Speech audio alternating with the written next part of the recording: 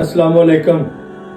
पाकिस्तान दे विच बिल्लां दे खिलाफ बहुत ज़्यादा एहतजाज हो रहा। तकरीबन पिछले 2 साल तो बिजली का बिल जिहड़ा है उस दे उत्ते आवाम इतना कोई एहतजाज किया है जिसका हिसाब ही नहीं, और साडी हुकूमत नूं एक रत्ती बराबर भी कोई असर नहीं इस चीज़ का होया। हुण 3-4 माह दे उत्तों गैस दे बिलों ते इतना कि एहतजाज हो रहा, हर जगह ते गैस दे बिल का एहतजाज हो रहा है, क्योंकि तकरीबन 200, 400, 500 हज़ार तो उत्ते बिल गैस का नहीं सी आ रहा।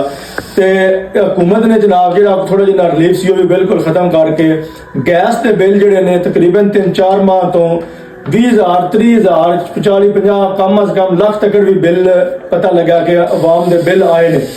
और इस चीज़ का इतना कोई एहतजाज होया, लेकिन हुकूमत नूं एक रत्ती बराबर इसका भी असर नहीं होया। साडा एक बिल है मेरे कोल, मैं तुहानूं विखावांगा।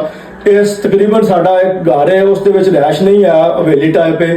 गैस असीं लवाई उत्थे मीटर बिजली का भी लवाया है। इसका बिल मीटर उत्थे लगे नहीं है, किसी वजह तो कट दिता है, तो इसका बिल 4 महीने हो गए ने आ रहा। पिछली बारी 9,000 रुपया बिल आया मीटर ना होने के बावजूद। इस बारी बादशाह मेरा कैमरामैन तुहानूं बाद विच विखावेगा कि 23,000 रुपया बिल आया।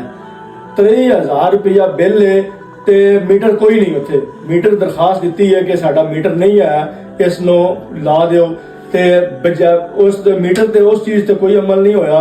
23,000 रुपया बिल विखा सकना कि 23,000 रुपया बिल वसूल होया। दसो कि ये अवाम हुकूमत के खिलाफ कितना एहतजाज करे, और हुकूमत को कोई शर्म और कोई हया वाली गल ही नहीं है। सिर्फ और सिर्फ अपनी कुर्सियां के मगर लगे ने और इकट्ठा करी होंदे, अपने खजानियां भरी होंदे, अपनियां तिजोरियां ने, या अगे जाके ना अपना किहड़ा चेहरा अल्लाह पाक नूं विखाना है, लेकिन जमा करी होंदे ने। ये अगले आगे की करनगे? कम अज कम गरीब अवाम नूं इतना सहूलत होनी चाहिए है कि अपना बिल या अपना निज़ाम तो अच्छे तरीके नाल देख लो। 23,000 रुपया बिल है और अवाम कितनी मजबूर है जिसका हिसाब नहीं। बिल तारे या गैस का बिल है, बिजली का बिल है, दूसरे लवाजमात ने की अवाम करे, और एक रत्ती की सहूलत नहीं दी जा रही।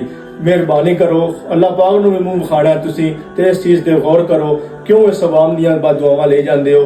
क्यों इस अवाम नूं ज़लील कीते तुसीं?